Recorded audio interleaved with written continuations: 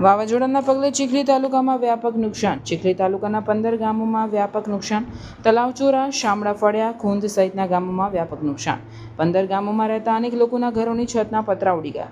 ચીખલી તાલુકામાં ખેતીમાં પણ વ્યાપક નુકસાન. આંબા ચીકુની વાડીઓમાં ભારે નુકસાન. આંબા ચીકુ સહિત ડાંગરનો ઊભો પાક થયો ધરાશય. સરકાર પાસે તાત્કાલિક સર્વે કરાવી સહાય કરવા સ્થાનિકોની માંગ. ધારાસભ્ય નરેશ પટેલ સહિત ભાજપ અધ્યક્ષ ભુરાલાલ શાહે ગ્રામ્ય વિસ્તારોની મુલાકાત લીધી. તાત્કાલિક સર્વે હાથ ધરાવી સહાય માટે રજૂઆતની આપી ખાતરી. હું અશોક કુમાર રમણલાલ પટેલ, ડેપ્યુટી સરપંચ, બારોલિયા મંદિર ફળિયા, તાલુકો ચીખલી, જિલ્લો નવસારી. અમારા ગામમાં ગઈ રાતે પુષ્કળ, વંતોળ અને વાવાઝોડું આવવાથી શામળા ફળિયા તેમજ બુધવારમાં ગળના પતરાના શહેરો ટોટલી ઉખેડીને કિલોમીટર જેટલા દૂર ફેંકી દીધા છે. કલમવાડી, ચીકુવાડીને થડમાંથી ઉખેડી નાખ્યા છે. અમારા સરપંચ, સભ્યશ્રી તેમજ તાલુકાના ટીમ સહિત સર્વે કામગીરીમાં જોડાયા છે અને કામગીરી ચાલુ છે. અત્યારે બી વરસાદ ચાલુ છે.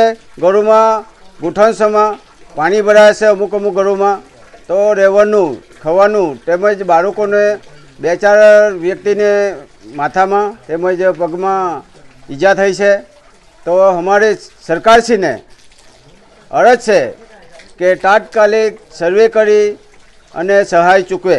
ગઈકાલે રાત્રે ચીખલી તાલુકાની અંદર અને વાંસદા તાલુકાની અંદર જે રીતે જેને સાયક્લોન કહીએ ચક્રવાત વાવાઝોડું એટલી બધી તીવ્રતામાં હતી. એનો જે તીવ્રતાનું જે પ્રમાણ હતું એ પ્રમાણ આપ પણ અત્યારે જ્યારે તલાવચોરાના શામળા ફળિયામાં છો એટલે આપને પણ ખ્યાલ આવે. એક પણ ઘર એવું નથી બચ્યું કે જેના ઉપર પતરાના શેડ ઉડ્યા નથી. જે રીતે વૃક્ષો ધારાશાયી થયા છે, અનેક ફોર વ્હીલથી લઈને જાનવરોને જે રીતે નુકસાન થયું છે, ઉપરવાળાની મહેરબાની છે કે જાનહાનિ કોઈની થઈ નથી. 22-25 લોકોની ઈજા નાની મોટી થઈ છે. એ સારવાર સારી રીતે લઈને કોઈ ગંભીર એવી ઈજા નથી કે જે ચિંતા કરવા લાયક નથી. પણ તેમ છતાં તંત્ર અમે બધા સજાગ છે. હજુ બી જે કરવું પડે તે કરીશું. ચીખલી તાલુકાના ઓછામાં ઓછા 15 ગામ જેટલા જે રીતે મને માહિતી મળે છે એ પ્રમાણે ઇફેક્ટિવ છે.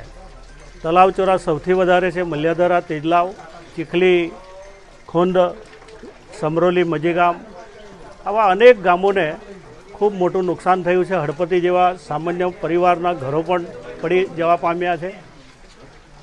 એટલે જે રીતે જે નુકસાન થયું છે એ પ્રમાણે અમારા સવારથી આજે ભુરાભાઈ શાહ, જિલ્લા અધ્યક્ષ પણ મારી સાથે જ છે. દરેક ગામોમાં અમે લોકોને મળી રહ્યા છે. લોકોની હાલચાલ બધાને પૂછી રહ્યા છે અને તંત્ર રાત્રેથી કામે લગાડી દીધું છે. જીઈબીથી લઈને તમામ લોકોને. એક સમય તો એવો હતો કે કયા રસ્તે જવું, રસ્તા પણ આખા ચોકઅપ હતા. રસ્તા ઉપર વીજ પુલો, વૃક્ષો ધારાશાયી થયેલા.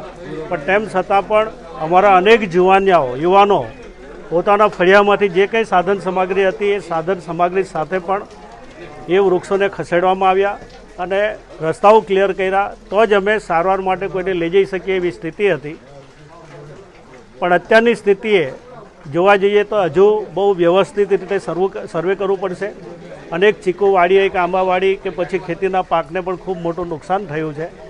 એ વ્યવસ્થિત રીતે સર્વે થાય પછી તંત્ર જે રીતે રિપોર્ટ કરશે એ પ્રમાણે હું માનનીય મુખ્યમંત્રી શ્રી, અમારા આદરણીય પાટીલ સાહેબને, બધા લોકોને વાત કરીને નાનું મોટું જે કંઈ વળતર આપવા જેવું હશે એ ચોક્કસ આપવા માટેના મારા પ્રયત્ન હશે.